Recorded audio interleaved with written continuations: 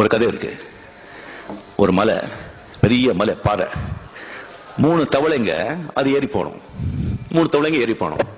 Complete அங்க தேன் ஊடி இருக்கும், பாம்பு இருக்கும், தேள் இருக்கும், பல்லு இருக்கும், எல்லாமே இருக்கும். போது ரொம்ப கஷ்டம். கீழே எல்லா தவளைங்க சொல்றது, போகாத, அவ்வளவுதான், இங்க பாரு, அங்க மாட்டிக்கிறான் பாரு, அங்க பாம்பு குத்தும் பாரு, இங்க தேன் அடிக்கும் பாரு, இங்க விழுவான் பாரு, அப்படின்னு கத்துட்டே இருக்கு.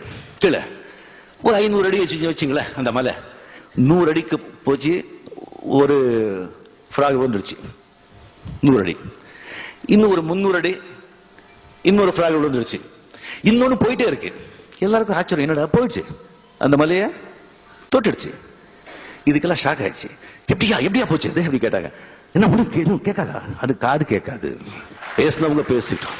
வாழ்க்கையில சில சந்தர்ப்பங்கள்ல மனிதர்கள் மத்தியில பேச நம்ம செவடர்கள் ஆகணும். அப்போதான் நம்ம ஏதாவது சாதிக்க முடியும்.